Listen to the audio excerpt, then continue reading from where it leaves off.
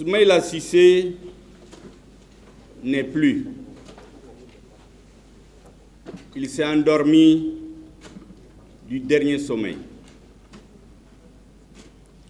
Le peuple malien est éploré. La classe politique est éplorée. La famille de Soumaïla est éplorée. Mais aurait-il pu en être autrement? Il est écrit que chaque âme goûtera la mort. À Dieu nous sommes, à lui nous ferons retour. De Soumaïla Cissé, je garde le souvenir du frère, du patriote, du grand serviteur de l'État, de l'homme d'État, militant ardemment, convaincu de la pertinence de ses choix et résolument engagé pour les défendre. Je garde de même le souvenir du cadre compétent qui, avec efficacité, a servi aussi bien à l'échelon national que sous-régional. En ces jours de profonde douleur, à son épouse si éprouvée, à ses familles biologiques et politiques si éprouvées, je présente mes sincères condoléances. Puisse le Tout-Puissant lui accorder le pardon et lui faire large part en ses jardins éternels. Mesdames et messieurs, Soumaïla et moi, nos chemins se sont croisés en 2003, lorsque le président de la République a décidé de lui demander d'accepter de siéger au sein de la commission de l'UEMOA. À cette occasion, le chef de l'État m'avait envoyé spécialement avec des messages diplomatiques auprès de ses homologues des États membres de l'organisation sous-régionale. Quelques mois plus tard, en tant que ministre de l'Industrie et du Commerce du Mali, et Soumaïla en sa qualité de commissaire de l'UEMOA, nous nous sommes retrouvés dans les équipes africaines de négociation, aux conférences de l'Organisation mondiale du commerce et des ACP. À ces différentes occasions, j'ai découvert un cadre qui maîtrise parfaitement les dossiers, un homme d'une grande modestie et d'une humilité légendaire. Ses avis et conseils m'ont été d'un grand apport pour défendre avec succès l'emblématique dossier du coton en ma qualité de négociateur en chef, choisi par les pays africains et les pays les moins avancés face aux ministres des pays les plus développés du monde. Plus tard, en sa qualité de président de la commission de l'UEMOA, Soumaïla a révélé davantage ses qualités de grand panafricaniste en donnant à l'organisation sous-régionale ses lettres de noblesse. Nous nous rencontrions souvent dans plusieurs forums et dans des séances de travail. Partout, dans toutes ses fonctions, Soumaïla en imposait par son sérieux et sa maîtrise des dossiers, sa rigueur, mais aussi son empathie, sa grande capacité d'écoute et de synthèse. Quant à mon compagnonnage politique avec Soumaïla, il n'a véritablement commencé qu'en janvier-février 2012, lorsque s'est constitué spontanément un groupe de responsables politiques, décidé alors à appuyer le président de la République pour faire face à la grave crise qui venait d'éclater dans le nord du Mali au mois de janvier 2012.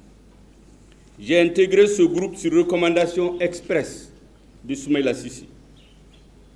Et depuis, nos chemins ne se sont jamais véritablement séparés. Même la différence des choix que nous avons faits à l'occasion des élections présidentielles de 2013, n'ont jamais altéré au fond nos relations, qui ont continué à s'affermir malgré que j'étais ministre du gouvernement et lui chef de file de l'opposition. Mesdames et messieurs, à la vérité, mes relations politiques avec Soumaïla se sont véritablement raffermies et consolidées à l'occasion de l'élection présidentielle de 2018, surtout entre les deux tours de l'élection. En cette circonstance, malgré les pronostics qui lui étaient largement défavorables, à la suite de mon analyse de la situation sécuritaire du pays depuis des années, j'ai décidé de me tenir auprès de lui, à ses côtés, pour nous tenir la main dans la tempête, j'allais dire dans l'épreuve, pour faire face aux puissants vents contraires, dans la dignité, dans l'honneur, dans la fidélité à nos convictions, celle d'arriver ensemble avec d'autres patriotes, un jour proche ou lointain, à relever le Mali, notre pays, notre patrie, la patrie de nos aïeux, de l'abîme et de l'humiliation dans lesquels il se trouve. C'est cette ardente obligation de relever le Mali qui a été le ciment qui a fortifié nos relations. Depuis ces moments, j'ai acquis l'intime conviction que parmi les personnalités politiques de premier plan, Soumaïla fait partie de ceux sur qui les Maliens et le Mali peuvent compter pour apporter des solutions aux problèmes qui l'assaillent. Perte de souveraineté, vassalisation de la nation, faillite de l'État, partition de fait du pays, défense, sécurité, paix, développement économique et social, école, emploi, santé, réconciliation, concorde nationale, vivre ensemble, j'en passe.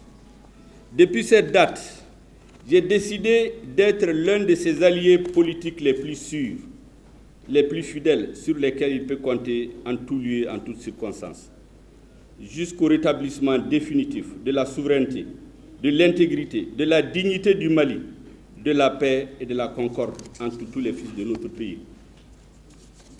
Mesdames et messieurs, c'est pourquoi, lorsque le tonnerre s'est abattu sur nous, en apprenant son enlèvement le 25 mars 2020, je me suis fait le serment de contribuer de toutes mes forces, aussi longtemps que nécessaire, aux côtés de sa famille, de ses amis, de son parti, l'URD, et de tous les mouvements, regroupements, plateformes et associations qui se battent pour sa libération, pour que sa situation d'otage ne tombe jamais dans la banalité et dans l'oubli.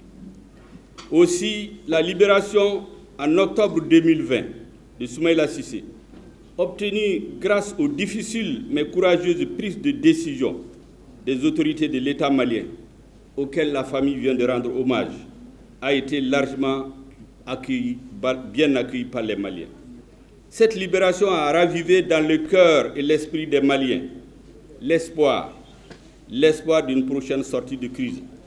Hélas, 1000 fois hélas, le Tout-Puissant, l'Omniscient, en a décidé autrement. Nous nous soumettons à sa volonté, tout en faisant le serment de rester fidèles à notre engagement, de rester fidèles aux relations solides que nous avons construites dans les épreuves, de rester fidèles à l'idéal que Soumaïla incarnait, un Mali uni, indivisible, souverain, réconcilié, en paix et prospère. Mesdames et messieurs, une des qualités de Soumaïla qui fait de lui un leader contemporain, c'est qu'il n'est pas un idéologue dogmatique. Soumaïla est un pragmatique. Il cherche des solutions concrètes aux problèmes concrets qui lui sont posés ou qui sont imposés par les circonstances de l'histoire et du moment. À preuve, le parti qu'il a fondé et animé, l'URD. À preuve, le regroupement qu'il a fondé et animé, le FSD. Ces deux mouvements politiques, créés et dirigés par Soumaïla, ont en leur sein des militants de toutes générations, de tous les horizons, de tous les courants et chapelles politiques qui ont dominé l'espace et le débat au Mali depuis 1946. La tolérance, le respect des origines de chacun, les perspectives et l'avenir commun des Maliens, les débats d'idées et de projets sont les éléments fédérateurs et mobilisateurs de ces organisations. C'est pourquoi Soumaïla apparaissait de plus en plus et aux yeux de plus en plus de Maliens comme l'homme qui peut réconcilier les Maliens entre eux et avec leur histoire. Pour finir ce témoignage, mesdames, messieurs, dois-je rappeler que Soumaïla est l'un des rares hommes politiques de premier plan qui n'a besoin d'interprète dans aucune région. Au nord, il parle Sonrai. Au centre, il parle Peul. Au sud, il parle Bambara. Dois-je rappeler aussi ces derniers propos lors de sa dernière rencontre avec la communauté malienne au Niger en novembre 2020. Il disait en substance que lui-même est Sonrai et du nord, son épouse est Bambara et du sud, sa belle-fille est arabe et du nord, son petit-fils, lui, est qui? Et il répond, un Malien tout court. C'est pour le bonheur des millions de Maliens comme son petit-fils, comme le petit-fils de Soumaïla. C'est pour eux que Soumaïla s'est battu et servi le Mali, et a servi le Mali toute sa vie. Le patriotisme et l'amour du pays chevillé au corps. Dors en paix, chers frères, chers amis. Nous continuerons la voie que tu as tracée.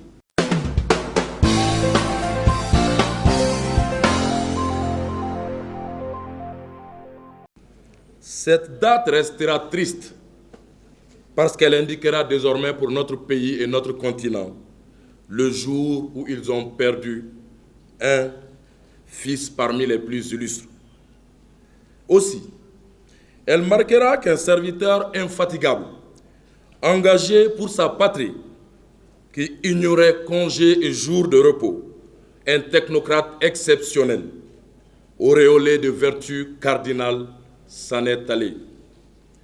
L'honorable Soumaïla Cissé a été un homme politique d'envergure, cela sous les clairvoyances de son frère Feu Boubacar Sadassi et de son aîné, le président Alpha Oumar Konaré. Il a gravi tous les échelons, se forgeant méthodiquement un parcours d'homme d'État. Œuvrant pour le développement de sa nation, Soumaïla Cissé était un travailleur acharné, discret, méthodique, intelligent et très humble. Homme de paix et de dialogue, il croyait en l'union et aux vertus de la démocratie. La carrière politique du président Soumaïla Cissé pourrait se résumer aujourd'hui en une formidable leçon de déontologie politique, post-mortem pour tous les leaders soucieux du collectif. Soumi Champion, comme nous l'appelions aimablement, était un disciple de l'idéal en politique. Et pour lui, l'adversité en politique ne devrait point être un étalage de haine. Pour le président Soumaïla Cissé, le champ politique était un espace, une arène de débat d'idées propices à l'émergence de la nation. C'est ainsi que, malgré les diffamations, les calomnies, les insultes, le président Soumaïla Cissé a toujours su s'élever en gardant toute sa dignité. Oui, Soumi Champion a tout accepté avec foi et avec honneur. Mesdames et messieurs, chers peuples de l'URD, républicain hors norme, Soumaïla Cissé l'a été par-dessus tout. Qui ici ne se souvient pas encore de ce acte du lundi 12 août 2013, à travers lequel le président Soumaïla transporta sa famille pour se rendre chez Ibeka, qui avait gagné l'élection présidentielle, pour le féliciter. Ce faisant, il a honoré la démocratie malienne. Sous son leadership, Soumi Champion a su incarner ces dernières années une opposition forte, constructive et respectueuse des valeurs républicaines et démocratiques. Toute sa vie, il s'est battu pour l'épanouissement d'une jeunesse malienne et africaine dynamique, innovante et laborieuse. Par ailleurs, il portait la même ferveur, le même devoir et le même amour envers nos sœurs, nos tantes et nos mamans bien-aimées. Sur un plan personnel, je tiens à apporter le témoignage que le président Soumaïla a été d'une grande importance. Je perds en lui un père, un mentor politique et un conseiller avisé. En ces moments de grand deuil, je pense à notre maman, à Stan Traoré, à ses enfants, mes frères, Bokar, Mamoudou, Moussa et Amadoun Sissé, à son jeune frère Samba Sissé, à sa grande sœur Tanti Abstou et ses cadettes. Je voudrais, au nom du mouvement national des jeunes de l'URD et au mien propre, leur présenter nos condoléances les plus attristées et leur exprimer le témoignage de notre affection et de notre profonde compassion. D'après une vieille sagesse, notre vrai tombeau n'est pas sous terre, mais dans le cœur des hommes. Honorable Soumaïla Cissé, tu seras à jamais, jamais, jamais dans nos cœurs. Tu seras incontestablement l'absent le plus présent. Nous ne t'oublierons jamais, jamais, jamais. Nous prenons ici l'engagement sincère d'honorer et de perpétuer ta mémoire, ton œuvre, notre œuvre. Pour nous, ta disparition sera une formidable leçon de vie. Président, même pour partir de ce monde, tu nous as montré que tu es vraiment un champion, un être spécial. Venu au monde un mois de décembre, partir de ce monde un mois de décembre, tu as choisi le dernier vendredi de 2020 pour nous quitter et tu seras inhumé le premier vendredi de 2021. Président, les femmes et les jeunes te disent merci pour tout. Nous sommes fiers de toi. En tout et pour tout, nous ferons tout pour te ressembler. Adieu, Président. Paix éternelle. Tu t'en es allé en restant.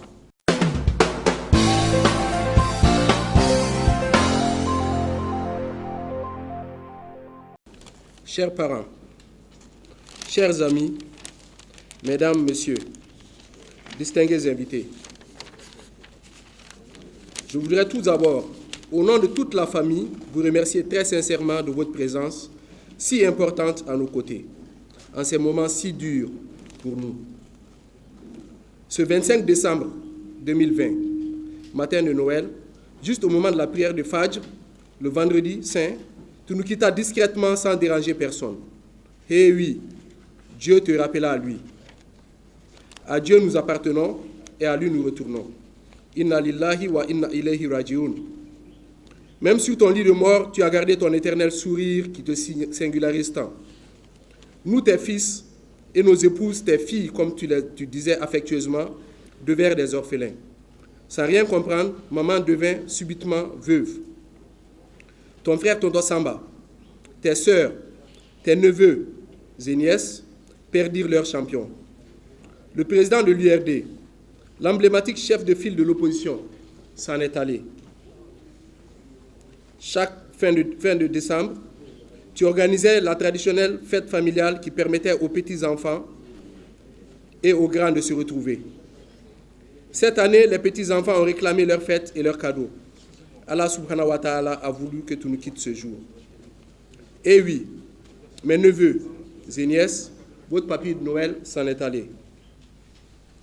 Papa, tu nous expliquais qu'en 1968, quand tu étais en terminale, étant parmi les meilleurs de la classe, tu avais été présélectionné par une grande école en France, après les résultats du bac. Cette bourse a été introuvable. Tu as donc été envoyé à l'université de Dakar. Ayant l'art de tout positiver, tu nous disais, ça m'a permis de rencontrer votre mère. Comme ta vie est pleine de symboles, ta mort est pleine de symboles. Papa, tu es un homme exceptionnel, un homme de Dieu. Que la terre te soit légère. Tu as survécu à cet enlèvement si long et si pénible pour nous tous. Nous nous sommes battus bec et ongles pour ta libération. Tu nous es revenu 6 mois et 13 jours après. Comment pouvons-nous imaginer que tu allais nous quitter juste 2 mois et 13 jours après? Eh oui, si tu étais revenu comme si tu étais revenu juste pour faire tes adieux. Mesdames, Messieurs, chers parents, chers amis, je voudrais tout d'abord, au nom de ma maman, de mes frères et de toute notre famille, vous remercier très sincèrement de votre présence si importante à nos côtés, afin de rendre un dernier hommage à notre papa, Soumaïla Cissé.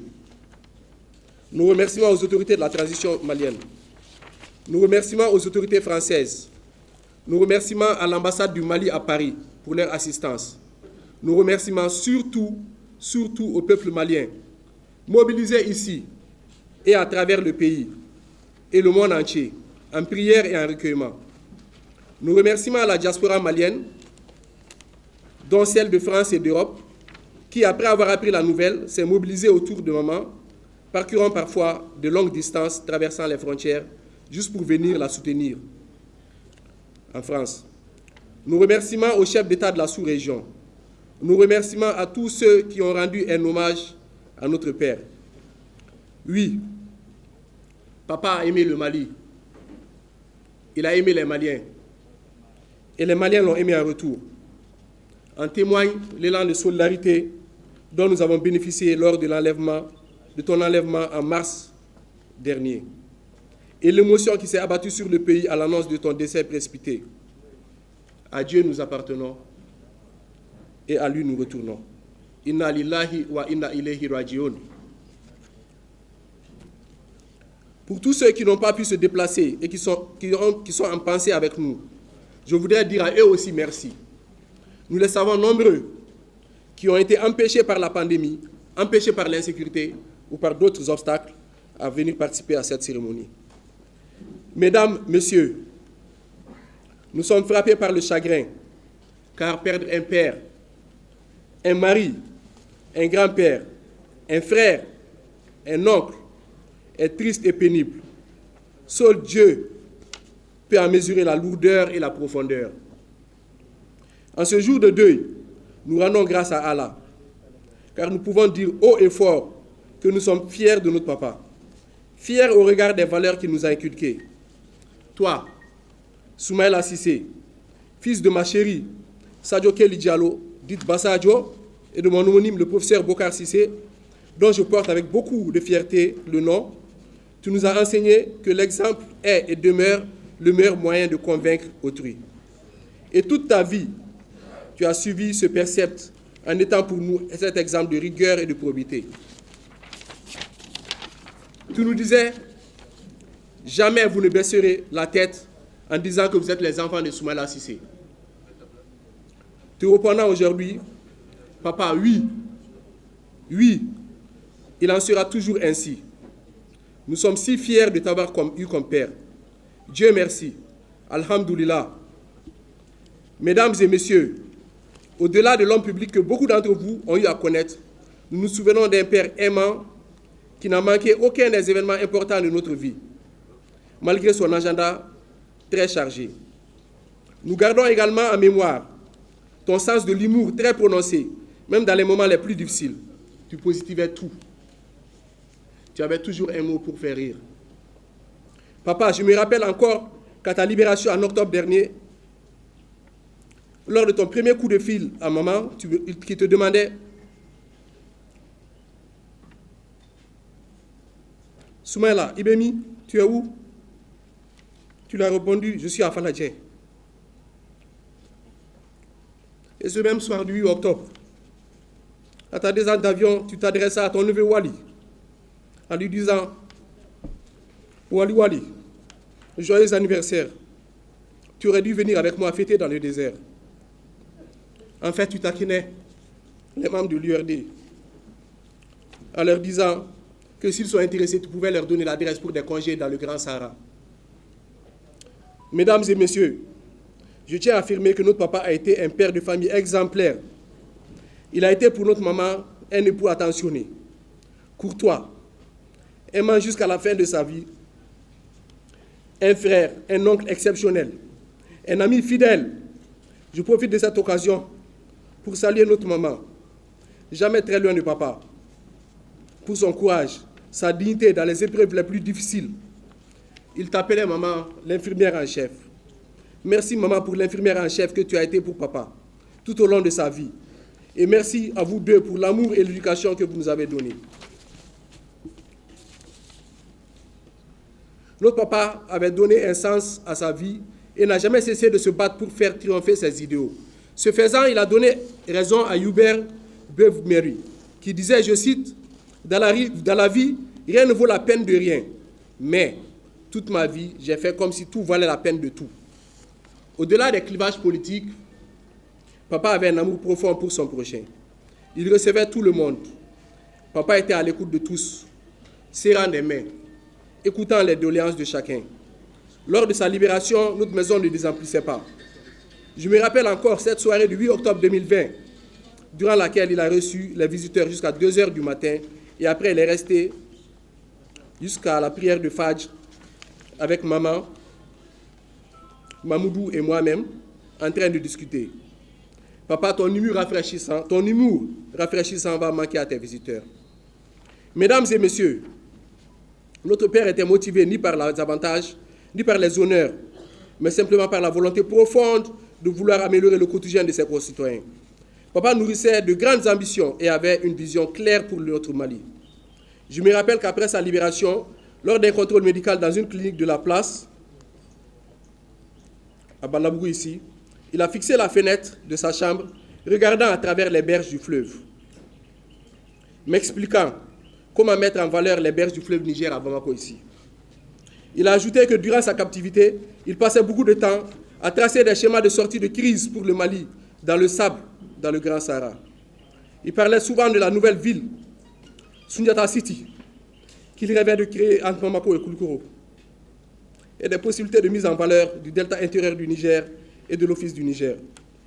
Papa, je t'admirais et je t'admire pour toutes ces choses. Permettez-moi d'avoir un mot pour les militants et sympathisants de papa, ceux qui lui ont permis de se hisser à chaque fois au deuxième tour des élections présidentielles auxquelles il a participé. Merci. Aoniché.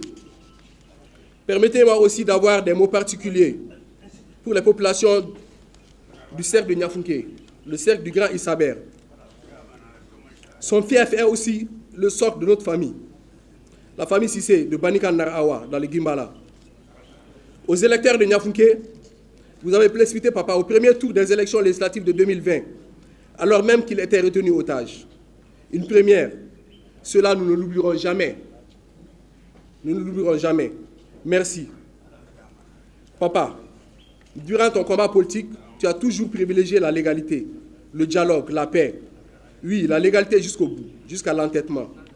En ces instants solennels, je tiens à remercier tous ceux qui, directement ou indirectement, ont contribué à l'organisation réussie de ces funérailles. Je tiens aussi à demander pardon au nom de mon père à tous ceux qui l'auraient pu offenser, de près ou de loin. Mesdames, Messieurs, pour terminer, je voudrais ici et maintenant, devant l'assistance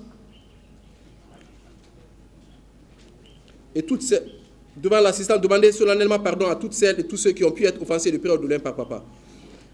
Pour ses compagnons qui ont porté ces idées auxquelles ils croyaient fermement, soyez remerciés au nom de toute notre famille. Je voudrais, à cet égard, vous rassurer de la sincérité profonde qui a toujours guidé ses prises d'opposition et sa conduite de vie. Sincérité avec lui-même, sincérité avec sa conscience et sincérité avec tous ses camarades de lutte. Il nous disait souvent, ne mens pas, ne mens jamais. Surtout, ne te mens pas à toi-même. Sois vrai. Je fonde l'espoir que les idéaux de justice, de paix, de solidarité prônés par notre Père trouveront ici de nombreux ambassadeurs afin qu'ils ne s'éteignent jamais, jamais au grand jamais. Il disait souvent aux jeunes, engagez-vous, battez-vous pour ce pays. Il le mérite. Le meilleur hommage est de continuer la réalisation de son idéal avec le même état d'esprit, dans l'unité et la cohésion. Dans l'unité et la cohésion. À Dieu nous appartenons, à lui nous retournons. Inna lillahi wa inna ilayhi rajiun. À ton tour, tu as été une source d'inspiration pour une nouvelle génération, confrontée à la compétition mondiale et qui, par ton biais, détient quelques leviers pour agir et bien agir. Mission accomplie, mon cher papa. La graine est sémée et elle germera par la grâce de Dieu. Papa, papa, papa, nous t'aimons très fort. Repose en paix.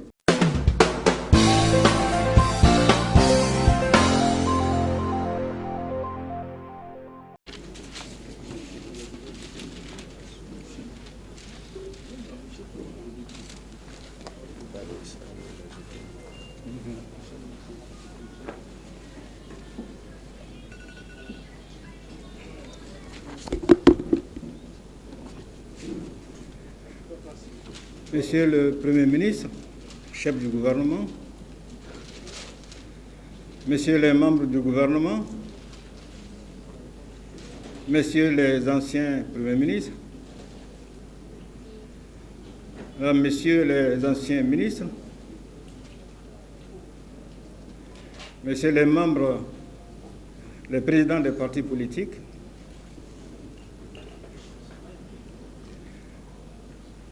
messieurs les honorables députés,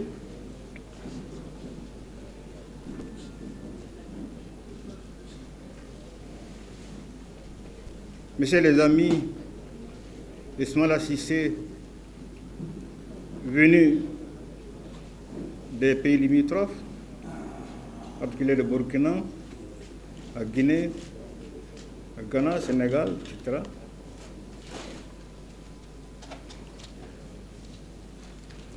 Mesdames et Messieurs les présidents d'honneur de l'Union pour la République et la démocratie,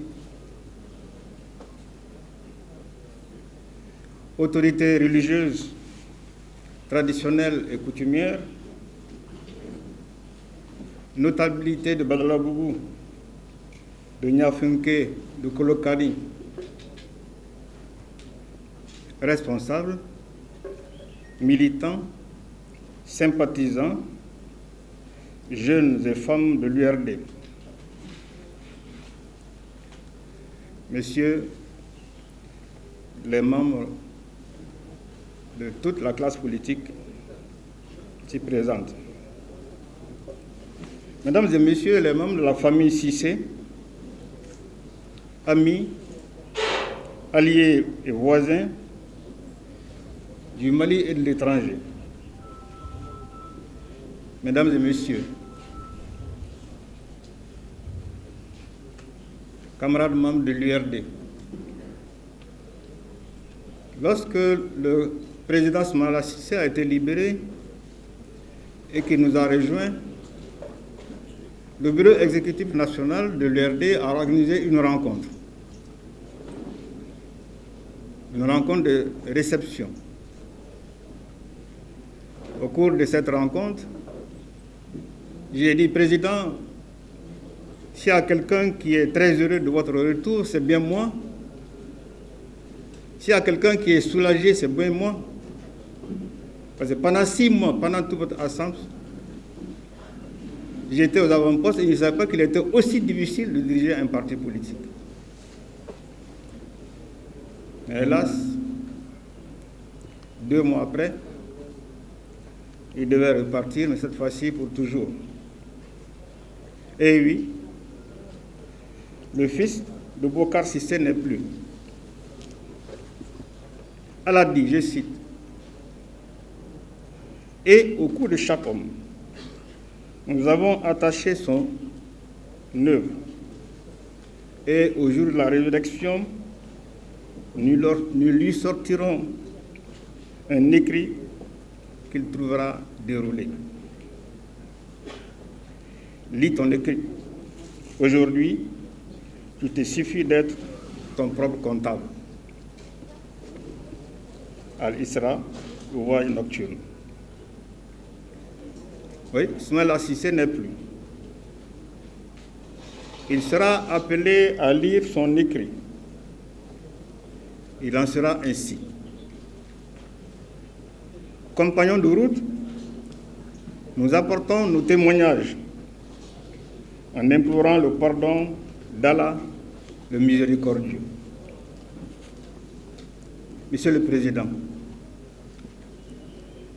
tu es parti après avoir vécu 71 hivernages, entamé le 20 décembre 1949 à Tombouctou. Fils d'un enseignant, ambitieux pour l'Afrique et exigeant, tu mènes une scolarité brillante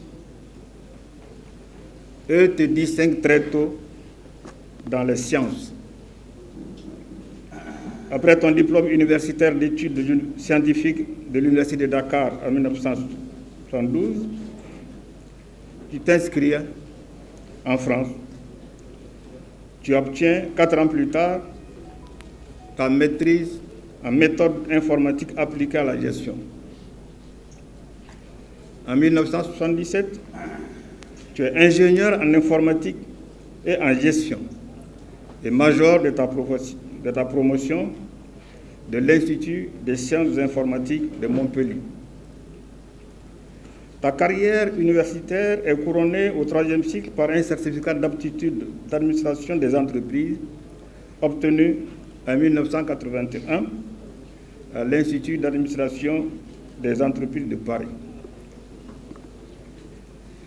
Les chasseurs de tête t'ont déjà repéré et te font entrer successivement chez IBM France, au groupe Pechiney France et au groupe Thomson France. Tu as fini ta carrière française comme analyste et chef de projet informatique chez Air Inter France en 1984. Tu expliques toi-même que tu as retenu de ton expérience de gestion des sociétés françaises les performances des organisations privées et sociétales occidentales, la méthode, la vision stratégique et le leadership opérationnel des dirigeants. Tu en acquiers la conviction que le développement de l'Afrique repose sur des élites décomplexées qui utilisent les méthodes universelles de gestion des organisations en les adaptant dans un contexte africain où les valeurs socioculturelles sont placées au-dessus des critères de profitabilité et d'efficacité. Conséquent, avec toi-même, tu fais le pari de retourner travailler au Mali, montrer par l'exemple que les fils du continent sont suffisamment outillés pour relever les défis du développement. En 1984, tu rentres au pays et intègres la Compagnie malienne pour le développement des textiles, CMDT, colonne vertébrale de l'agriculture et de l'économie du pays, comme coordonnateur des projets Mali Sud. Au contact des paysans, des éleveurs, des artisans et du monde rural, tu as appris à gérer la plus grande société nationale en assurant le développement de la filière coton, principale source de revenus du pays, dans une approche de développement rural intégré. Tu gagnes des galons et deviens directeur des programmes et du contrôle de gestion, puis directeur général par intérim de la CMDT en 1991. C'est l'année de l'avènement de la démocratie. Au mois de mai de la même année, tu fondes, avec d'éminentes personnalités militantes du pays, l'Alliance pour la démocratie au Mali, l'ADEMA et ACJ. Moins d'un an plus tard, M. Alpha Omar Konaré, candidat de l'ADEMA PAJ, est élu à la magistrature suprême du pays. Il t'amène à ses côtés et te nomme en 1992 secrétaire général de la présidence de la République pour t'occuper de la gestion des affaires publiques et des grands dossiers de l'État au moment où tu occupais le poste de directeur général de l'Agence des cessions immobilières, ACI, entreprise que tu as su mettre sur la bonne rampe de lancement. Ministre des Finances de 1999 à 2000,